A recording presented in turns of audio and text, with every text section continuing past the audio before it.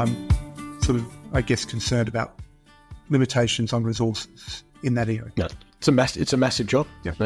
Massive job. So, and the Minister made it clear to me yesterday that he wants this to be done by August so that people have got clarity. Wow. Now, that then brings me to a really crucial issue, and that is that I know a lot of the University Vice-Chancellors in particular are saying, well, we want an announcement of 3-year caps. We want to know what our cap's going to be, 2025, 26 or 27. I caution very strongly that being pushed for.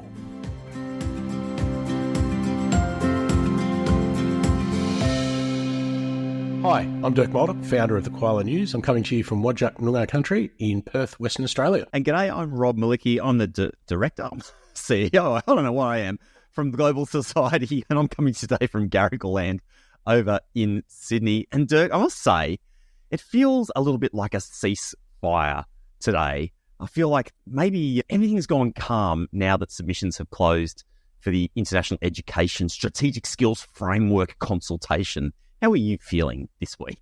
Mate, you're right. I think it was a really big lead up to it. So there's this kind of sense that you walk towards, dare I say, the edge of the cliff and you know, you've got this kind of crescendo. And then after the crescendo, there's a bit of a lull. But, mate, it could be the calm before the storm, because on Monday, the ESOS Amendment Bill consultation closes. So I do know that there are lots of people, and maybe this is the calm, there are lots of people out there with their heads down at the moment responding to the ESOS Bill consultation. So maybe there's just a lot of people with their heads down at the moment. Yeah, look, it seems to have sucked up a lot of oxygen from the people I've been talking to, international officers and the like, responding to the inquiries, making sure they're getting really good submissions into these various inquiries. As we mentioned, the first inquiry closed, was that last week? Is it 2 weeks ago now? It's a few weeks. I want to say two weeks Friday, so it'll be 2 weeks tomorrow. 2 weeks Friday.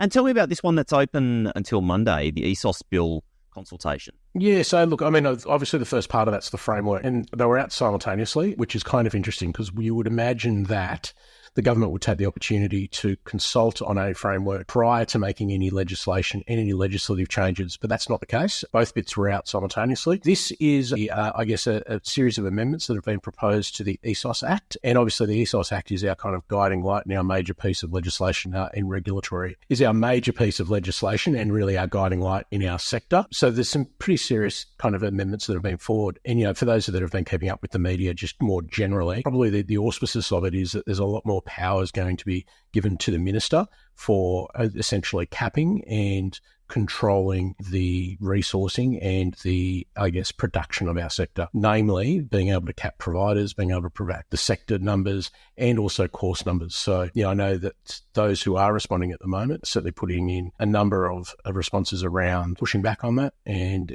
seeing where that goes. So, but yeah, certainly the ESOS Act is the guiding light, and from the ESOS Act comes the National Code, and any changes to it means there's going to be changes within the sector, how we operate, how we govern, and the responsibility and the diligence that we, as providers and as players within the sector, need to adhere to. So if I recall correctly, this is what we could loosely call the shonks and crooks.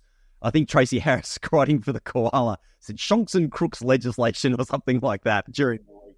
These are some of the changes to try and stamp out some of that poor behaviour that it's floating around the industry. Nobody can deny that, but as we've also talked about on the podcast, also represents such a tiny part of the overall international education pie in the country. There's obviously a number of changes that are being proposed to the legislation. What are some of those that are kind of being consulted on at the moment? Yeah, so mate, there's a number. So the first one, there's a couple of kind of straight up, well, when I say straight up ones, they're probably things that people will push back on, but you know, quite simply a change to the definition of what an agent is, a change to agent commissions, and then it moves on to, I guess, look at the fit and proper test. So anyone who may become a provider, jumping through the hoops of being fit and proper, and then, you know, beyond that, there's some changes around being able to cancel providers' registrations under certain circumstances. So, for instance, if somebody's under investigation for another reason, there is an amendment there at the moment to be able for the minister, and this is one of the strange things, it's the minister and not the regulator who would have the power to be able to cancel that provider's accreditation. There's a number of these things that, as I've certainly walked through it, it seems to shift the responsibility from what we would technically say an independent regulator back into the Department of Education and the minister specifically, or the minister's delegate. And I think that's what's concerning a lot of people, is that there is this kind of shift away from an independent regulator back into the department or to the minister. We mentioned it earlier, but certainly the backbone of all of this is caps. Certainly provides the minister greater powers to be able to cap student numbers, be that by, as I mentioned, across the sector, by provider and by course. And, again, that's concerning. The minister's been on the record for saying, well, he's not too concerned about courses, but there's definitely an amendment in there to allow him the provision to do that. Again, walking through it, there's some pretty significant changes. I know that there are a number of people out there that are trying to push back and say, well, hang on a sec, let's have a think about the process of this. It went, again, simultaneously with the framework. There hasn't been that much consultation on the bill amendments themselves, but it certainly seems the appetite of the government is very keen and they're marching forward towards this. I worry about ministerial power, I must admit. It's one of those things that once things become political and it's just easy to make a political decision for expediency and just say, okay, boom, like you're gone, boom, you're gone. And I suppose there are limited cases where that's probably a good thing, maybe in the immigration portfolio in some circumstances. But I don't know, it really just opens up a risky door, in my view, that things happen for political reasons rather than rational, well thought out policy reasons. Yeah, and look, we're seeing that more and more, I think, across the national discourse in other sectors as well, where, government seems to be getting up in the grill of, essentially a free market economy. And, maybe that is part of the Labor mandate, maybe a little bit more left-wing, a little bit more, dare I use the word socialist, but, being able to control things a lot more. The hard thing, again, we've spoken about it so many times, but the hard thing is when we think about international education, it, for the longest time, has been a free market. It hasn't been controlled to anything domestically. And to make that shift is a very big shift. And I think the Labor government thinks they're on a winner here. How that's communicated, how that's brought out in the general public's eye will be very interesting. But, the link towards skills and permanent migration, and taking away from permanent temporary, seems to discount the fact that we're in a global marketplace and that only 2 out of 10 students actually stay on for permanent migration, and that 8 out of 10 actually, take a qualification that they've earned here and move back to the global marketplace, whether that's back to their home country or whether that's to a third or a fourth or a fifth country later in their career where their Australian qualification is recognised and it's portable. It takes away also, I guess, that soft diplomacy that we have and that soft power that we've fought so hard for over many, many years, where, we now see a number of, foreign government ministers, captains of business right around the world that have been educated in Australia. They're familiar with our landscape, they're familiar with our operating environment, and generally they really like us. Yeah, mate, it's one of those things where I think you want to be really careful that you're not cutting off your nose to spite your face when you do these things, because the unintended consequences have serious ripple effects. It'd be interesting to talk with our guest a little bit later on the podcast, Phil Honeywood, who's obviously Chief Executive of the International Education Association of Australia. I'm fascinated to understand what happens, when the consultations close for these sorts of things. I have a vague idea, but I'm really looking forward to picking his brain on that a little bit later. And of course, Phil was at the Friends of International Education reception that took place at Parliament on Tuesday night. Have you heard anything back through the grapevine about how that function went? So it was quite interesting. I think there was a number of jokes, if I can put it that way, or certainly a number of comments made about Friends of Parliament being somewhat bit of an oxymoron at the moment, whether there actually are any friends that exist in Parliament. And I think from what I hear, even the Minister may have made a comment on that as well. So very discreet, I think friends, Dirk. Keeping their heads down. I think the comment was, it may not feel like there's friends here at the moment, but we certainly are. I think the forum itself is a really good one because increased dialogue between the sector and parliamentarians is a positive thing. In the current climate, it's obviously a very difficult one.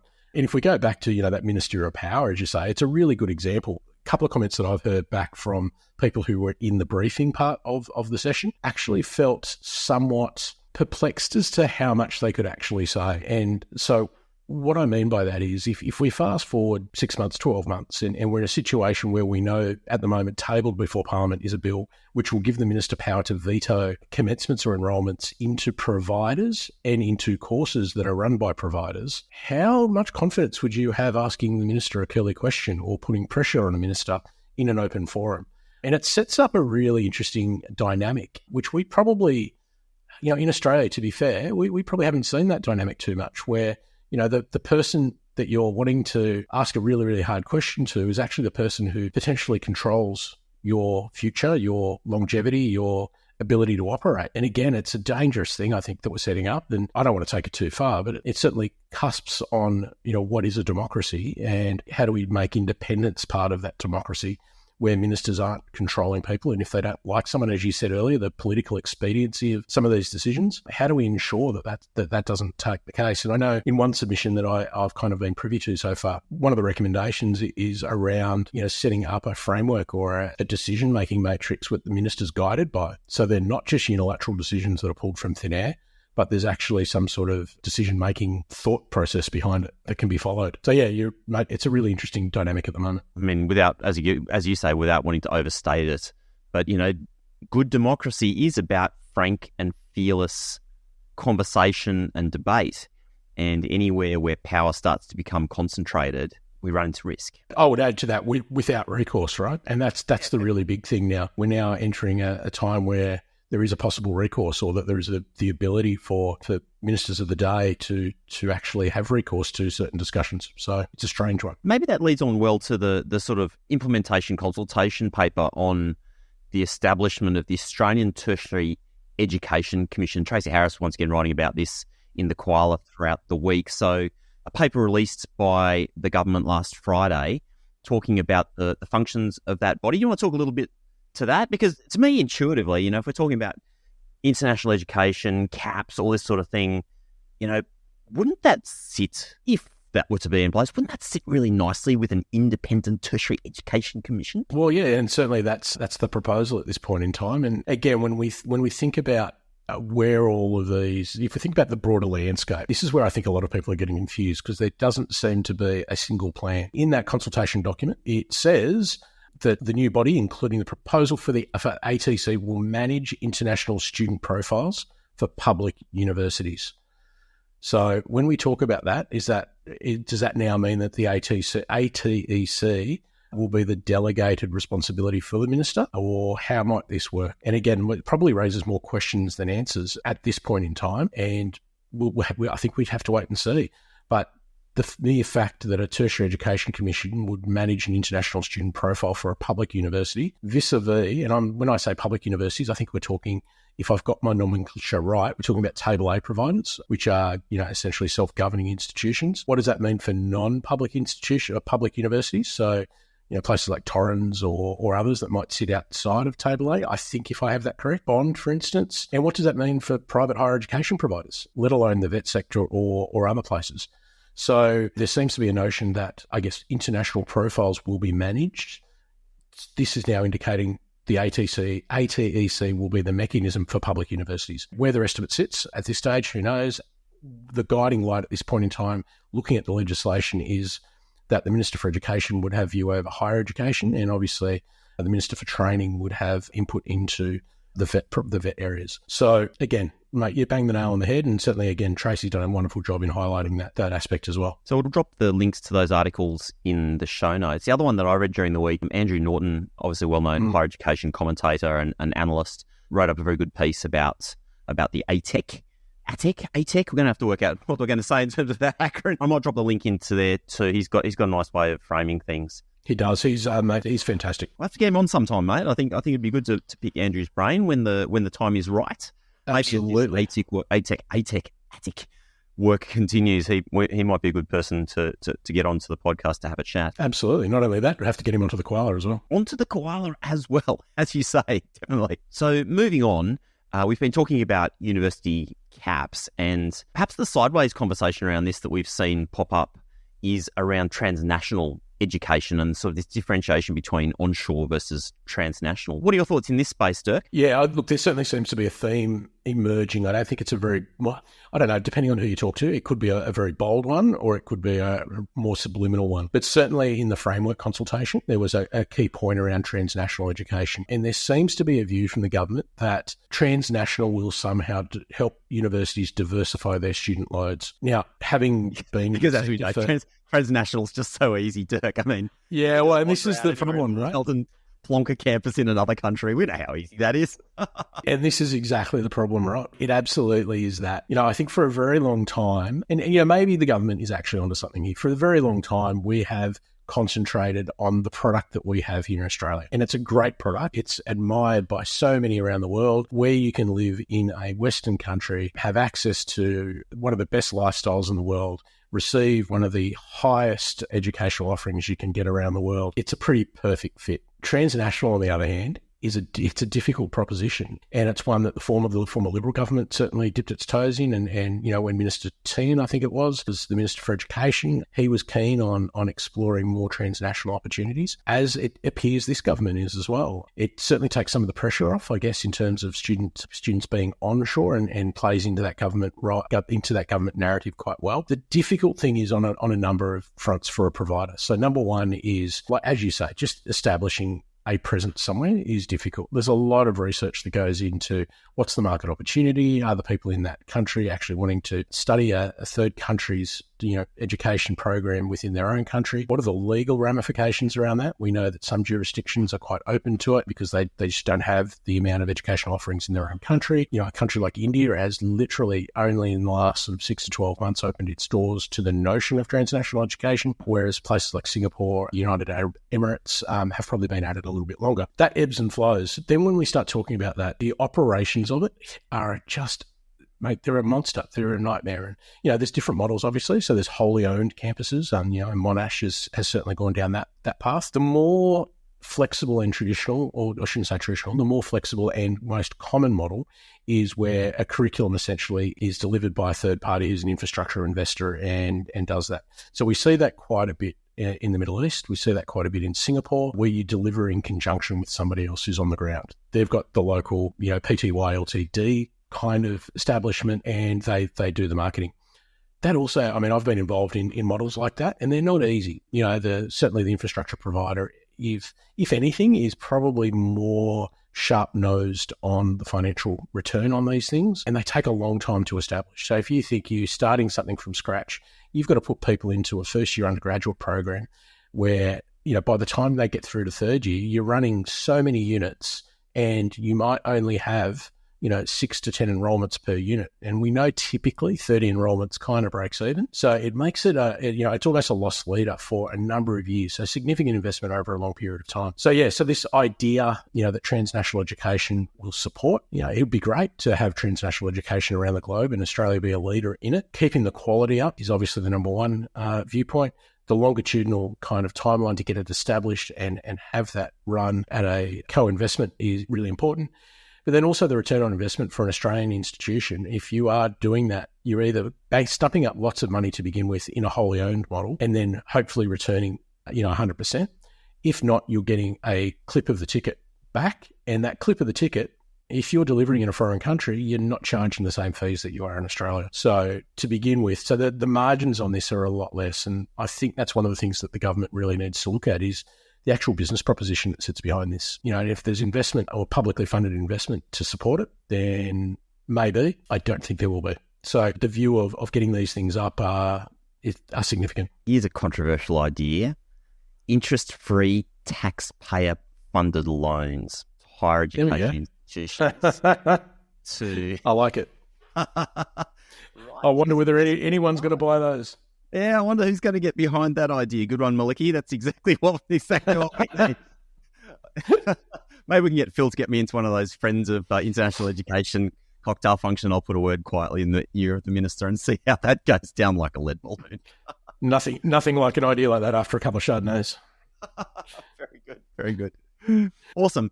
Well, maybe like a little change of tack in happy news. And I was really excited this week because I was able to jump online and fill out my registration for AIEC, which is now opened for registrations for this year. And of course, Declaration of Interest. Global Horizons is the official podcast of the AIEC conference, which I'm very proud of. And Koala News is obviously a media partner of AIEC. But this is exciting, isn't it? It's always this great time of year where you're just like, it's coming. Yeah, absolutely. I mean, and look, we had to, let's start with the AIEC. I guess, When we had Sally on earlier from ODP talking about AIEC, she couldn't yet release the opening speaker or the opening kind of plenary kind of format. So that's been announced this week as well. So again, when these things start rolling out, you start feeling like it's coming up, and it's going to be a good week in Melbourne. I don't know. Do you want to announce it, or would you like me to, Rob? We'd heard previously that Stan Grant was going to be back emceeing, and he's always just a fantastic intellect. So we can confirm that? Yep. So that's now announced. And the opening keynote is Dr. Jordan Nguyen, who's an Australian engineer, inventor, who's really committed to improving the lives of many people as possible. And that's from both human and technological sense. So I'm really excited for that keynote. And I just love the way that AIEC always gets somebody that's related to what we do, but also a little bit left field, just to open up the way we think. I really love it. No, I absolutely agree. I think it's nice to set the tone in the conference when there is something just a little bit left field and get you thinking about something that's not kind of right in front of your nose or has been for the last 6 months. It's one of the beauty of going to conferences, right? To be able to get out of the daily grind and have some perspective about what you do. And so having somebody like Dr. Jordan Nguyen is a perfect opener for that. And the other thing that's open right now, because people just haven't been doing enough paperwork and making enough submissions lately. But this is actually a fun one. Of course, the IEAA Excellence Awards are open right now as well. And every year, awards given out in numerous categories: distinguished contribution, leadership, Tony Adams Rising Star, somebody that's absolutely killing it early in their career, best practice, innovation, outstanding postgraduate thesis. And I'm proud to announce right now that nobody is allowed to apply for the Professional Commentary Award because that's already been pre-allocated to the Koala News. Mate, it's very kind of you. Very kind of you. Well, I am going to be nominating you, Dirk. There's IEAA Excellence Awards are open, and once again, this is just such a great showcase. I love seeing this at the conference every year.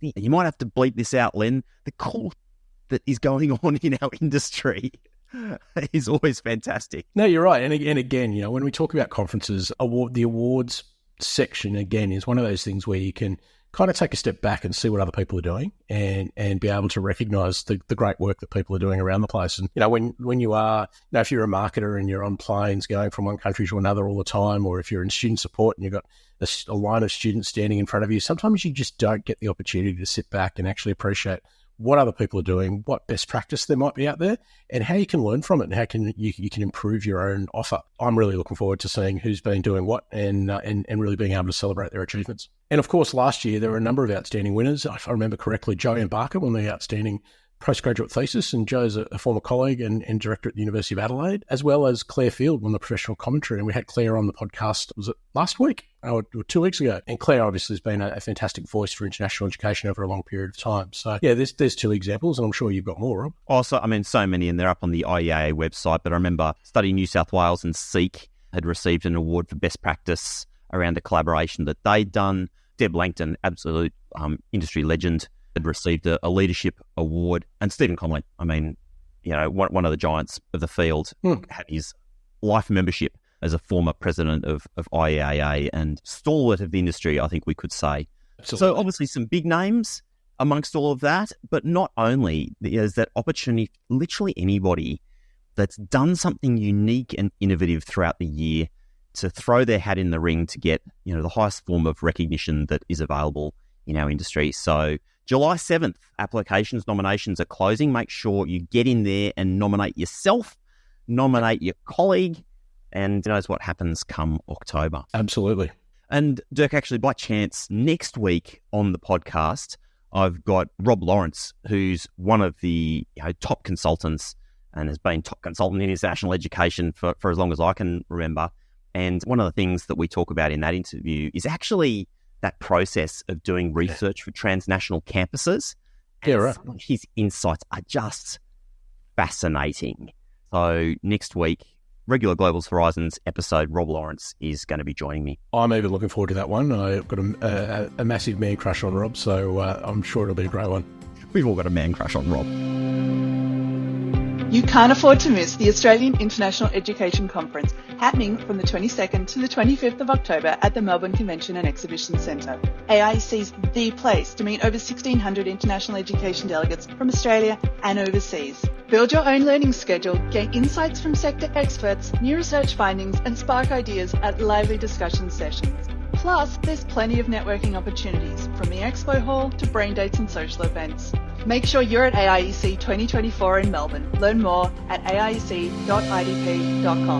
Okay, Dirk, well, it seems like a good time to bring in our guest. What do you reckon? Absolutely, mate. We are absolutely honoured to have the CEO of the International Education Association, Phil Honeywood, join us today. Now, Phil's got actually quite the background in education. Many may or may not know he was a previous minister in the Victorian government and held the education portfolio there as well. So welcome, Phil. Great to have you. Look, thank you, guys. Great to join you for the first time. And of course, many people who know my background also know that my journey in international education began in 1978 as a 17-year-old Rotary Exchange student for a year to Tokyo, Japan. And that's sort of been very much part of, I guess, my personal journey in terms of where I finished up international education fraternity and ecosystem.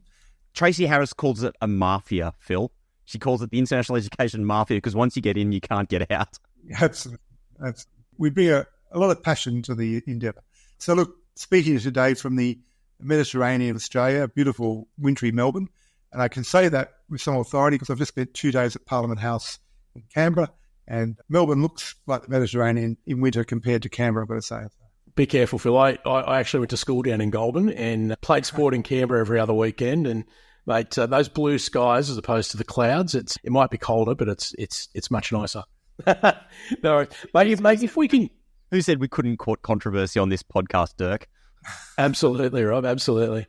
Phil, look, honestly, it's great to have you on board. It's great to have you here. Maybe, can you just give us a quick background as to, what the last 6 months, obviously the government, we've probably...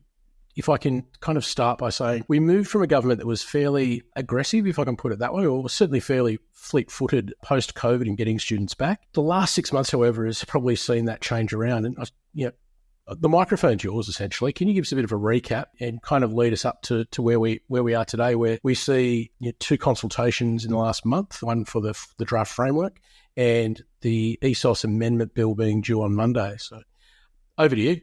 Look, thanks, Rob. Thanks, Dirk. It'd be fair to say that we've had the perfect storm yet again brewing for our sector for some time, because it really goes back to when former Prime Minister Morrison told international students to just go home, and many of them did so, as we know, for all the wrong reasons. And Australia's reputation suffered at that time, particularly given there was no JobKeeper akin allowance, which UK, New Zealand and so on provided means of support for students who were stranded here who couldn't go home. Now, the reason why I mention that is that then suddenly, after 2 years of losing market share to the UK, to Canada, other countries that were more amenable about having borders open or semi-open, when Morrison suddenly decided to fling open the borders, we got a whole heap of non-genuine students come back. Now, of course, we got the genuine ones coming back to finish the programs that Morrison told them they couldn't finish on shore.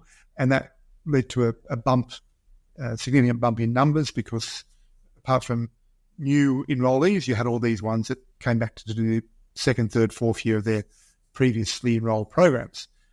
But then, to make matters worse, without any consultation, the Morrison government then turned around and offered uncapped work rights. Now, did they do this out of concern to support these young people studying in Australia? No. They did it because certain of their friends in the hospitality industry said, look, we're not getting the backpackers back on working holiday visas. You might recall the airfares were too expensive to justify a backpacker, a working holiday visa recipient coming here. So the hospitality industry and others with direct communication with the then government said, look, you've just got to do something for us, so uncap the work rights. Now, that just was a carrot for certain young people from certain countries whose family businesses were coming out of COVID, desperate for income, to come here and work 100 hours a week to send money back to mum and dad for the struggling family business and to support the family back home.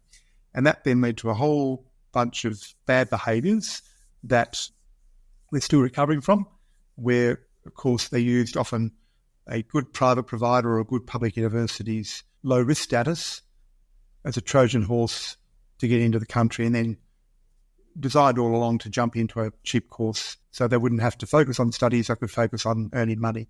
Now, we told the government at the time this is going to have a crazy outcome. It's just not the right thing to do. But, as I said, no consultation. Now, to the extent that the current government have any, I guess, liability, or kind of the finger point at them, they did delay, I think we'd all agree, a bit too long in recapping the work rights and, more importantly, doing something like the COVID recovery visa. And the last figure I heard, there was about 87,000 people still on the COVID recovery visa, 408. Not all of them were students, of course, but I think the majority were students who then chose to do the 1-year work visa at no cost for the visa fee. Now, the problem we've got there is that the government are very worried that these young people will now jump onto a protection visa if they aren't offered the opportunity to apply for another student visa. And some might say it's delaying the inevitable anyway, but it's a legitimate concern that the government have got about that cohort who, in many cases, may not have been genuine students, or in many cases were doing it tough, which is why they went onto the COVID visa, and would probably argue that they can't afford to go back home, whatever.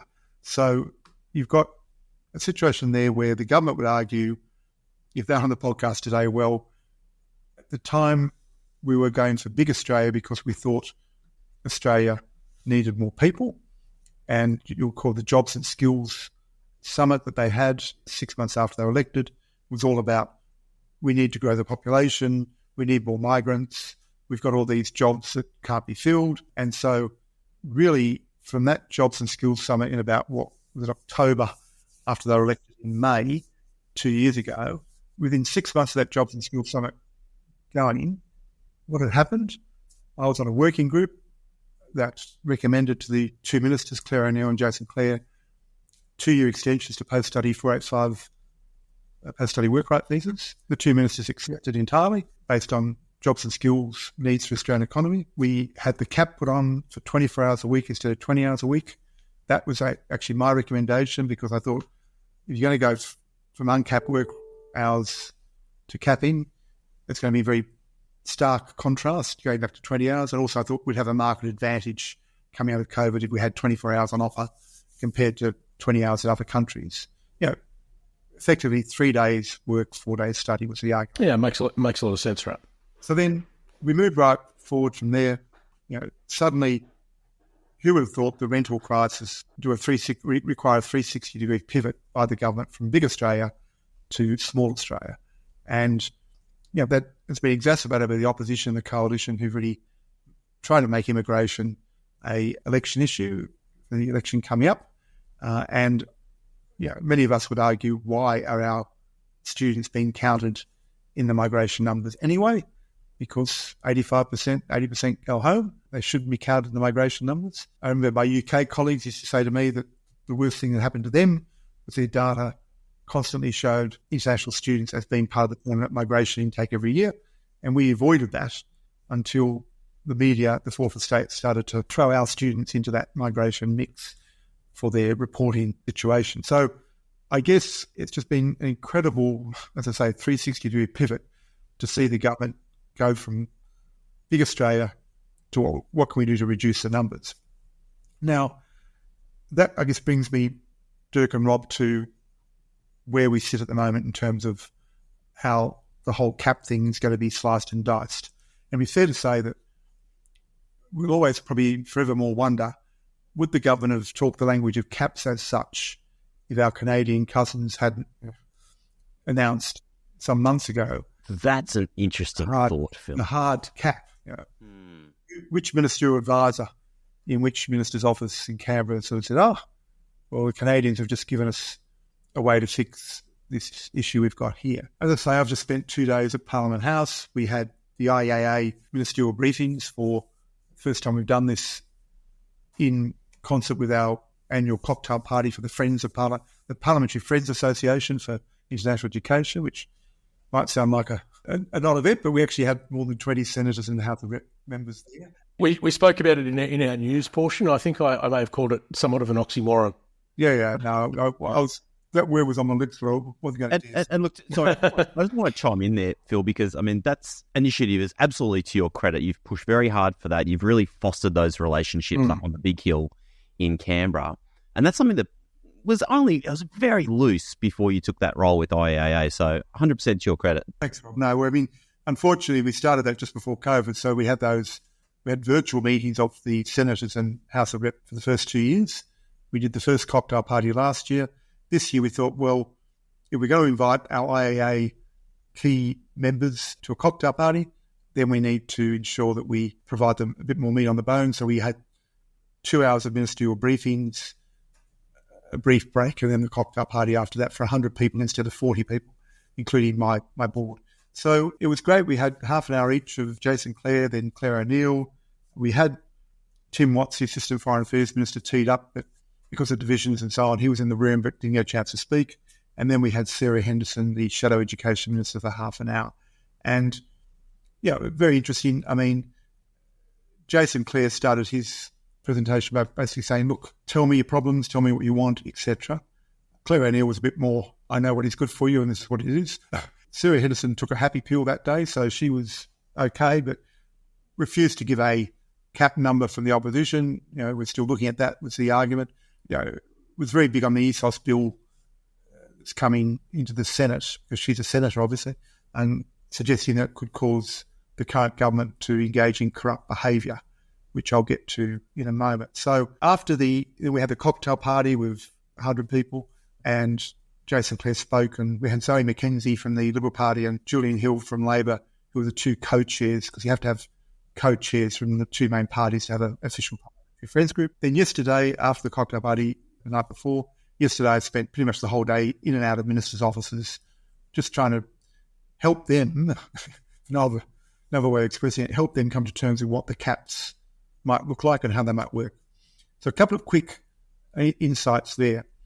I think given that our sector and our members tend to be dominated by higher education, even though IEA's got some really good quality vet providers, plus schools, plus English language colleges, people need to understand that the caps are going to be divided between two ministers, between Brendan O'Connor, the Skills and Training Minister, and between Jason Clare, responsible for higher education. Now, why is it important to understand? Well, because the Skills and Training Minister is going to want his fair share of the pie. And up until yesterday, I thought that he would be willing to take a significant haircut, that he'd be willing to acknowledge there's been incredible growth in vocational education, overseas student enrolments, 50% since 2019 compared to 17% for higher ed, and that a lot of the problems we've encountered have come out of the vet area. But it became quite apparent in my conversations yesterday in his office that he's going to advocate, protect his turf, and so it won't be a simple case of Jason Clare dominating the numbers and the caps. So then we look at the likely figure, and then we have to look at, well, what is going to be the baseline? Are we going to use a baseline figure from 2023 or 2019? And I think it's far more likely we'll finish up with 2019 commencement figures, not enrolment figures, but commencement figures as the baseline. Why? Well, being a former politician, I have to say this, the real politic behind that will be that they can stand up in Parliament and say, well, 2019 was when the Morrison government was in power, and therefore how hypocritical would it be for the opposition to be arguing against 2019 being the baseline, whereas in 2023 it was entirely the Labor government's baseline, and as we know, 2023 figures are slightly ahead of 2019 figures. So that's another important insight that I think listeners should understand. Phil, just before you move on to the next point, with O'Connor, do you get a sense of a mix between public and private TAFE, or did you get any insights there? Well, I'm not too worried about that because you've prompted me to mention about the carve-out. So my strategy in all of this has been to try and maximise the carve-outs from the cap cohort. So Gotcha. At this stage, we are very confident we've kept schools out of the caps, because at the moment, schools only account for 2% of international students, and we need to grow that cohort. We are looking to, and in fact, the IEA submission to the strategic framework suggests that we keep public TAFE out of the caps. Why? There's only about 3% of total international students currently in public TAFE, largely because with free TAFE places, talk to any TAFE CEO and they'll tell you that they're not KPI'd anymore on international student numbers. They're KPI'd on how many free TAFE domestic students they can get through the door. So the incentives that used to be there are no longer there, and hence you would have seen a massive decline in international student enrolments to public TAFE sector. So if they're only about 3% of the cohort, let's acknowledge the Labor government will always support public TAFE. Let's keep them out of the caps. Third area is HDR, high degree research students. Again, there's an acknowledgement from government that they shouldn't be thrown into the mix. Fourth carve-out that we're confident about now is study abroad, learning abroad students, typical ones that Rob Licky's passionate about. We've been in American study abroads or coming from other countries, that they shouldn't be involved in the caps because it does all sorts of diplomatic, soft power diplomacy problems. And that's very much a short-term mobility, isn't it? They come and they go. Correct. Yeah. And then the fifth area, which I think is just as important, and certainly the department has acknowledged this to the minister, and that is the overseas government scholarships, be it the Saudi government, be it the Indonesian government. How stupid would we be as a study destination country to say, no, we're not going to include your scholarship student because they don't come under the cap. Now, the next area, which I think is really interesting, and I've raised this with Jason Clare and had a good hearing on it, as a potential carve-out, is your transnational education, your 2+2s, your 1+3s, obviously being taught a component of an Australian qualification offshore, and they might need to segue back to Australia to finish off that course.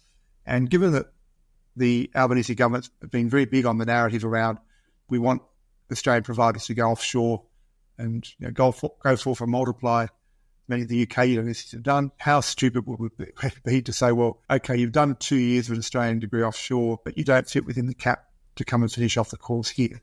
So again, we're having a really meaningful conversation with government at the moment about the T&E space as well. So that's been my strategy. Let's try and maximise the carve-outs out of the pie and then focus on what's left. The government want to really focus on for the NOM, the net overseas migration. So the Prime Minister said on commercial radio a month or so ago here in Melbourne that he wanted the NOM to come down from 540,000 down to 260,000.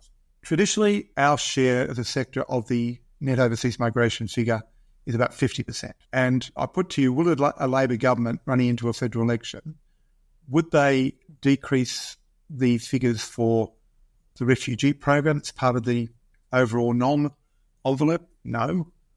Would they decrease the family reunion cohort and negatively impact all their migrant community electorates? No. Will they decrease the temporary work skills cohort when we're desperate for carpenters, electricians and so on to come and get our housing crisis out of the way? No. And then the other one is working holidays. Even the National Party will take them on that one because they need more fruit pickers, and working holidays are making up for the fact that our students are now back to studying full-time, not working full-time. So, I've called it publicly the sitting duck because we don't have any voter impact. So you can play with us to your heart's content. Now, I've just come off a moment ago a Student Accommodation Council meeting, which is all the CEOs and owners of your big purpose-built student accommodation companies. We come together once a month. And to their credit, Scape, Igloo, Unity Lodge, they paid Accenture to do this really important investigation into what component of the overall rental market in Australia do international students comprise. And the figure they came up with was 4%, and domestic students comprise 6.5%. So, that's the figure we're now taking to government and saying, look, this is proof that international students are not the primary cause. They're only a minor cause, the so-called rental crisis. So we'll come back to the NOM figure of 260,000.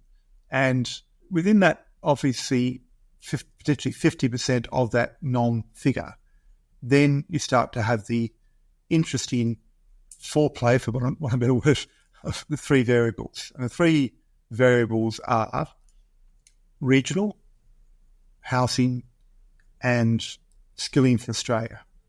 And let's quickly go through those. So regional, I can tell you now the government is not in a mood to cut off at the knees the main revenue source for our regional universities, which is delivering the degree programs in Sydney, Brisbane, Melbourne. They acknowledge that regional universities need that revenue source, and therefore they're not going to really come down hard on, particularly the third-party providers like Navitas, Up Education, Kaplan, and others that deliver on behalf of those regional universities.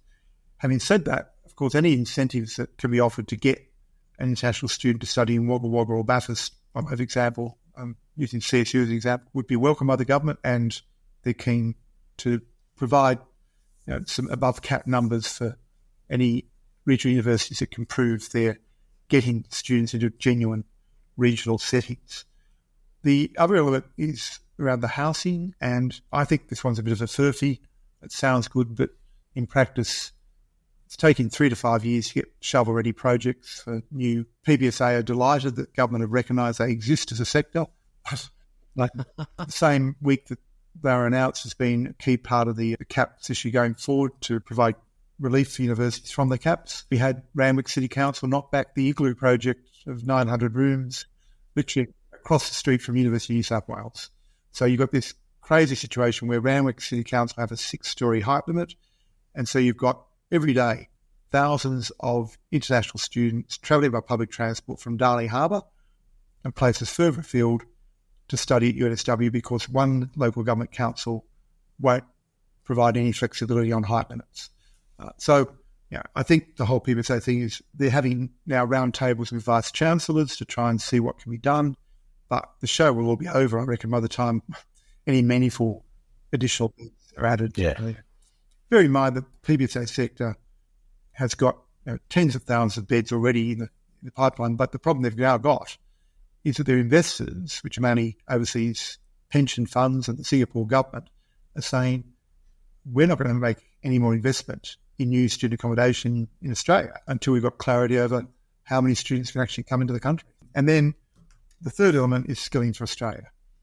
And I've been very clear with Jason Clare and Clara Neal to say, look, who are we and who are you as a minister to say that these international students have to come and only study and be given preference to study skills that Australia needs when 80% go home anyway, and when our regional neighbours have got, in many cases, different skills that they want the young people to acquire from world-class institutions, be they vocational or higher ed, in our country. So I think there's an increasing acknowledgement by the ministers that putting square pegs in round holes sounds nice and plays well in the electorate.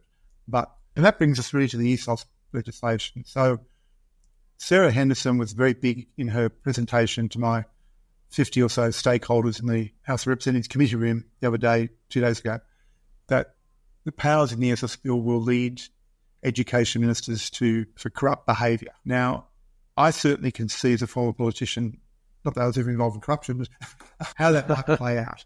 And, for example, if a future Minister for Education, not the current one, but if a future Minister for Education has a fellow Cabinet Minister or a marginal seat member from their governing party knock on the door one day in the ministerial corridor and say, look, mate, I've got a constituent RTO who've just spent $300,000 equipping a new dental technician laboratory to start teaching dental technicians. You've only given them a cap of 30 places. They need double that, 60 places to make things meet. How about you just do me a favour and tweak that cap? Now, under that ESOS bill, as it stands with the current proposed clauses, that power lies entirely with the Education Minister. And so I've suggested strongly to Jason Clare that he might like to do a House amendment where the government actually drops that power. They could grandfather, they could do all sorts of things, but I just don't think. Yeah, I'm sorry, I was just going to say, it's really interesting because Rob and I in our news segment, we spoke a little bit about the people in the room at the time of that briefing, and would anyone actually be wanting to ask a curly question of the minister at the moment, knowing that power is coming down the line, and that conversely, rather than increasing a cap for someone for a constituent that might require a larger cap, actually risk having a cap put on them that's lower because you're making life difficult for the minister. So I absolutely see your point on this one. Well, I mean, we're angels fear the tread. I've just sat down with Jason Glenn and said, you need to really consider just abandoning that power for all the right reasons. Now, bear in mind that in all of that, you've got ATEC in the pipeline. So, we've had the migration points review, which I spent part of my life writing for IEA a few weeks ago. We had the strategic framework review, which they got over 100 submissions in the end, including, I think, a fairly comprehensive one from IEA. This weekend's workload is to write the ESOS bill submission, which is actually going to the Senate Education Committee. And that's looking at the various clauses of which we just discussed in terms of ministerial power.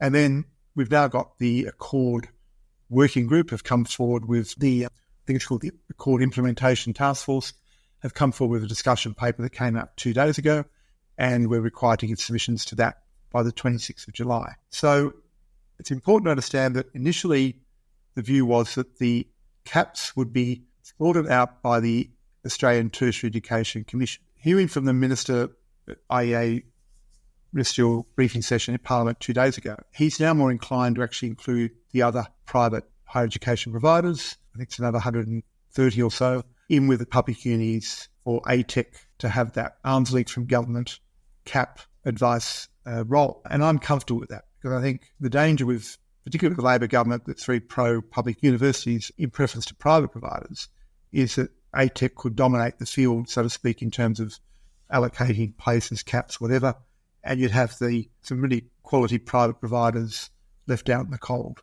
So my attitude to that is one in, all in. If you're higher education, let ATEC have the job to allocate places.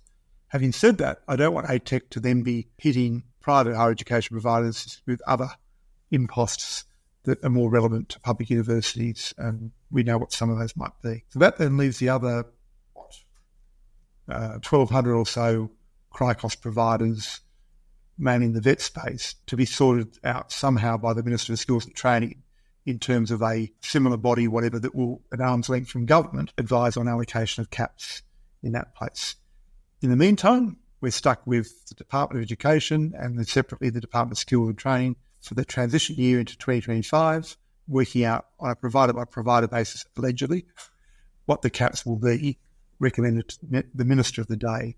So, it's going to be a very interesting challenge for the Department of Education, because I can tell you now, I don't believe they've got the resources to do this in a comprehensive manner, despite their best efforts, despite the best of intentions. I'm sort of, concerned about limitations on resources in that area. No, it's a massive job. Yeah. Massive job. So, and the Minister made it clear to me yesterday that he wants this to be done by August so that people have got clarity. Wow. Now, that then brings me to a really crucial issue, and that is that I know a lot of the University Vice-Chancellors in particular are saying, well, we want an announcement of 3-year caps. We want to know what our cap's going to be in 2025, 26 and 27. I caution very strongly that being pushed for, because, again, as a former politician and without revealing conversations I've had with very important people, let's just do 1 year of caps and get the federal election out of the way and just hope that it's a brighter day after that. So I can understand whether you're a public uni or private provider, you want certainty. You've got leases on buildings, you've got staff, etc. But once we stick our neck out and say, this is going to be a cap for 26 and 2027. Yeah, you lock yourself in then, don't you? One hand, you lock yourself in, Dirk. But on the other hand, you then leave it open to the opposition or the Greens. Say, that is far too big, and we demand that be cut in half. So let's just go with 1 year only, thank you, ladies and gentlemen, and suffer the consequences from that after the election. That sounds very prudent. I've got a question for you, Phil. Obviously, the consultation's finished on the framework. ESOS is going on right now. What happens after that deadline passes? All of these submissions are lodged. Presumably, they go to the inbox for a public servant somewhere in a department. What happens next? Because from the outside, and this is where Dirk and I started our news episode, it's just like, it feels like this moment of calm descends. And Dirk said it's the calm before the storm. So what's the actual process? What happens behind those closed doors? Well, we haven't mentioned the Council for International Education in the podcast so far, but as many of your listeners know, for my sins, I'm the convener, co-convener, whatever, of the Council for International Education. That's got 11 non-ministerial expert members, and we're all personal appointments of the Minister for 3 years. And 7 ministers. Now, I know that there's a lot of stakeholders, a lot of my own members who say, well, what the hell does this council do and why does it exist? It was never set up by Christopher Pyne when he was doing the recommendation of the Gillard government, by the way, to set it up. It was never set up to be an external lobby body that would throw hand grenades at the government of the day. It was always meant to be an in-house consultation mechanism by which ministers get to hear from people who are supposed to know issues in the sector and are forewarned about any policy issues that might perhaps derail the sector or lead to unintended consequences. Now, from that council, we got the 24 hours a week. It was through the council mechanism that I argued to put the cap back on uncapped work rights. It was through the council mechanism that we got the 24 hours agreed upon. It was through the council that we got the consultations on the jobs and skills for Australia and the post-study work right visas extensions, even though they're only there for 6 months. And there's been a whole lot of other consultations behind the scenes that have gone on that I can't really discuss. But having said that, to your question, Rob, the council is going to have a key role in looking at those 100 submissions that come through for the strategic framework and advising the ministers on where we think there needs to be unintended consequences and other issues dealt with and factored into policy outcomes. And that's a key role that we play. Look, I guess the other thing I'd say is that I'm also lobbying the minister to try and ensure that we have a Deputy Commissioner for International Education. Once the Australian Tertiary Education Commission is established, they already have a Commissioner for Rural Education in Fiona Nash, the former National Party leader. They've got a Deputy Commissioner position proposed for First Nations students. And given the number of recommendations that from that Accord document, which many people have forgotten about already, that really do impact heavily on our sector, I think we need to have somebody at the table on that Tertiary Education Commission who understands the international education policies that they'll be making decisions about and advising future ministers about. So that's important. Other than that, look, I think those of us who have been working in this sector for some years know that we roll with the punches to some extent. We jump up and down when we need to. We've now got job losses already happening, and we, again, feel for our colleagues some of whom lost their jobs during COVID, in some cases put their hands up to get re-employed again, and now, you look at IDP, for example, 7% cut to their global workforce already. They're feeling the pain again. So we have to think of them in terms of their positions and how they're affected.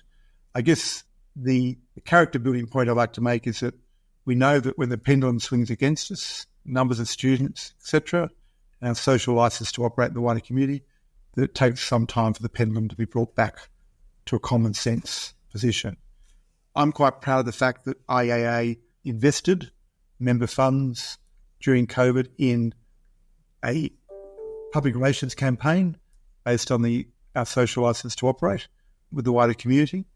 As many of your listeners know, we started out with the theme of Worth Our Welcome. When that was focus groups in certain parts of Sydney and Queensland, the feedback was, no, they're not worth our welcome because they take our kids' jobs, take our kids' university places, all of which is wrong. And then we went back to the drawing board and came back with the theme of helping Australia thrive. Apart from Study New South Wales and Study Queensland, we couldn't get any co-investment because what happened? The borders were suddenly opened and students started coming back in big numbers, and other co-investors basically said, well, we don't have the problem anymore. We don't have to educate the wider community because the students are back. And short-term thinking has bedeviled our sector for many, many years, where we just breathe a sigh of relief and say, oh, the problem's gone away, when that whole undercurrent of social license to operate, highest proportion of international students to the wider population of any country in the world, really starts to, I guess, impact upon us when we least expect it. And I think we need to learn from that, the most recent experience, and start investing heavily to the extent we're able in proving up to Australian voters, because that's what it's all about, unfortunately, that we make a meaningful contribution to this nation, not just economy, but to our soft power diplomacy and all the other good things that we should be proud of doing. So anyway, that's a final homily from me for your podcast. Yeah, I think that's a good point to wrap up on.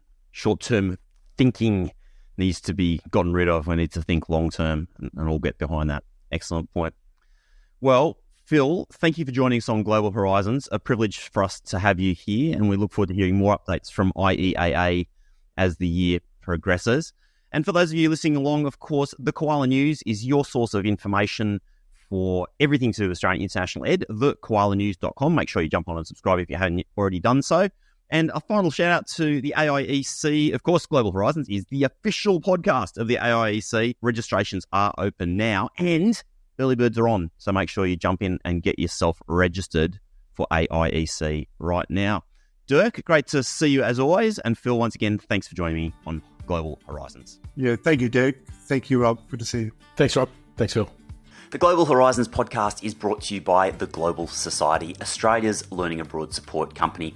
For about 10 years, the Global Society has been supporting Australian learning abroad teams with technology, training, consulting, strategy, marketing, you name it.